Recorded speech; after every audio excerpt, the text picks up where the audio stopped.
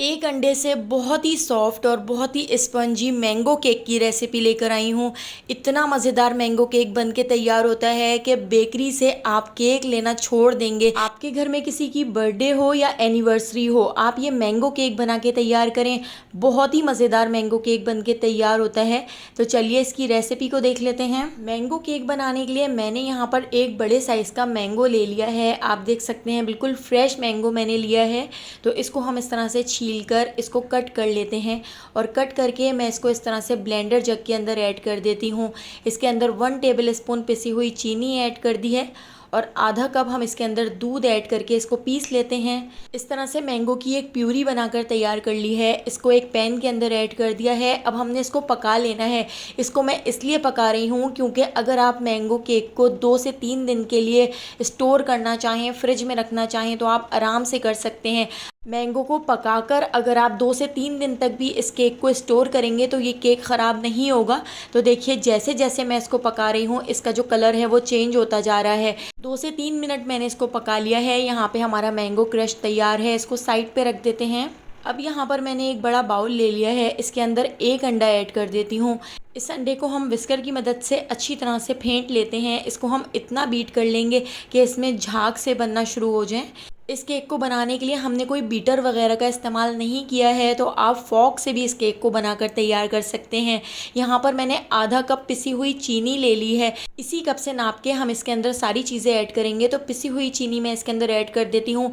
आधा कप चीनी मैं इसलिए इसमें ऐड कर रही हूँ क्योंकि हमने मैंगो क्रश में भी चीनी ऐड की है और आगे जब हम इसको सोक करेंगे तो केक को हम चीनी से ही सोक करेंगे, तो इसकी जो मिठास होगी वो बिल्कुल परफेक्ट होगी। तो अभी आप आधा कप ही चीनी ऐड कीजिएगा।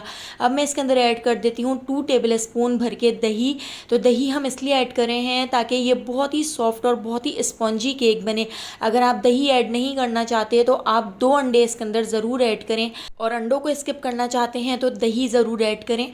तो देखिए अब मैं इसके अंदर ऐड कर देती हूँ 1 टीस्पून वेनिला एसेंस, ताकि अंडे की सारी स्मेल इसके अंदर से ख़त्म हो जाए। तो इसी कप से नाप कर मैं इसके अंदर कुकिंग ऑयल ऐड कर देती हूँ। तो यहाँ पर मैं सरसों वगैरह का ऑयल नहीं ऐड कर रही हूँ। मैंने कुकिंग ऑयल जिसमें हम खाना बनाते हैं तो वही इसमें ऐड किया है। तो इसको भी हम अच्छी तरह से मिक्स कर लेते हैं। और यहाँ पर जो मैंगो क्रश हमने बना के तैयार किया था वो भी हमने इसके अंदर ऐड कर दिया है। इस केक को एक बार ज़रूर ट्राई कीजिएगा। हर बाइट में मैंगो का फ्लेवर आएगा और बहुत ही मज़ेदार मैंगो केक बन के तैयार होता है। तो देखिए इस तरह से सारी लिक्विड चीज़ें मैंने एक साथ ऐड करके इसको अच्छी तरह से मिक्स कर लिया है। अब मैं इसके ऊपर एक स्टेनर रख देती हूँ और इसी कप से नाप के 1 कप हम इसके अंदर मैदा ऐड कर देते हैं। तो मैदे को छान कर ऐड करेंगे क्योंकि इसमें काफ़ी गुठलियाँ और कचरा होता है। इसके साथ ही ½ टीस्पून बेकिंग पाउडर ऐड कर दिया है और 1/4 टीस्पून बेकिंग सोडा ऐड कर रही हूँ।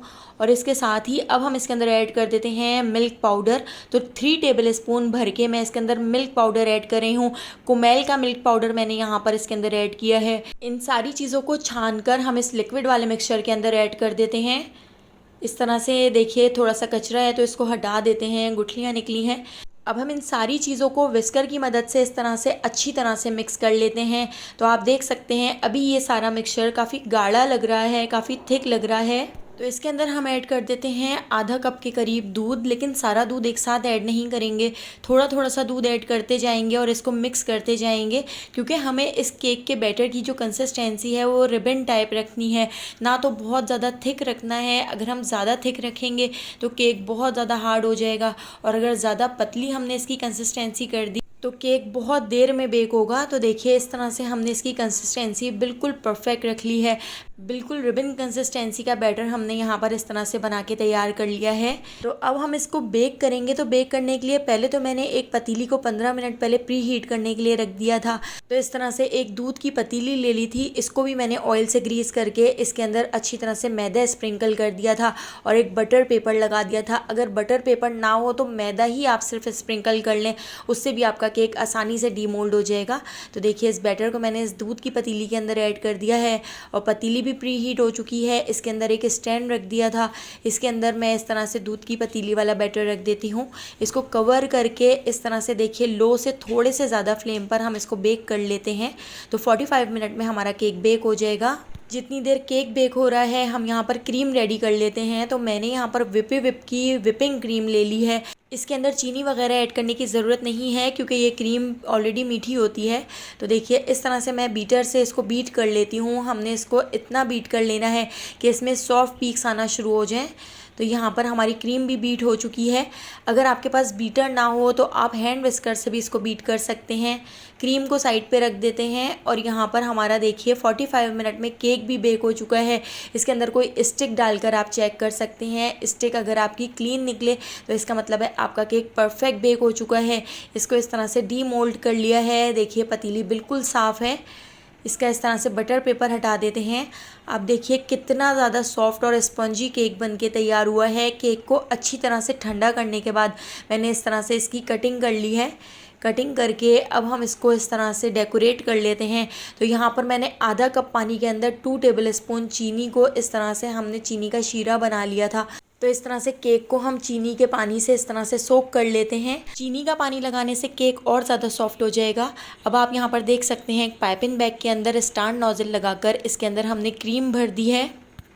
क्रीम को इस तरह से हमने पाइपिंग बैग के अंदर भर लिया है। तो चलिए अब हम ज़बरदस्त सी इसकी डेकोरेशन करेंगे। तो केक के स्पंज के ऊपर इस तरह से चीनी वाला पानी लगाने के बाद अब मैं इसके ऊपर इस तरह से क्रीम लगा देती हूँ। क्रीम को केक के ऊपर लगाकर पैलेट नाइफ की मदद से हम इस तरह से इसके ऊपर सेट कर लेते हैं, अच्छी तरह से इक्वल कर लेते हैं। और जो हमने मैंगो का क्रश बनाकर तैयार किया था, मैंगो का क्रश हम इसके ऊपर डाल देते हैं।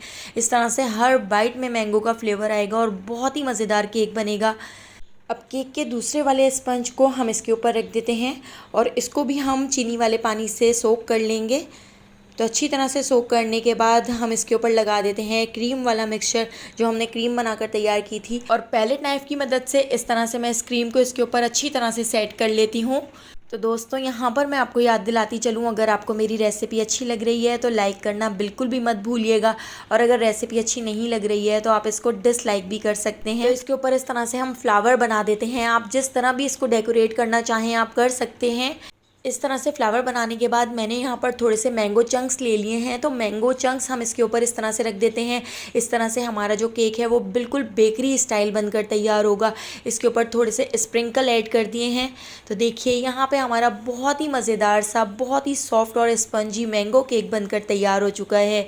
अगर आपको मेरी ये रेसिपी पसंद आई हो तो लाइक, शेयर और सब्सक्राइब करना बिल्कुल भी मत भूलिएगा। और बेल आइकॉन के नोटिफिकेशन को ज़रूर ऑन कीजिएगा क्योंकि डेली मैं आपके लिए बहुत ही मज़ेदार सी रेसिपीज़ लेकर आती हूँ। उन सारी रेसिपीज़ का नोटिफिकेशन आपको फ़ौरन मिल सकेगा और आप मेरी सारी वीडियोस वॉच कर सकेंगे। तो आने वाली वीडियो तक मुझे दीजिए इजाज़त। अल्लाह हाफ़िज़।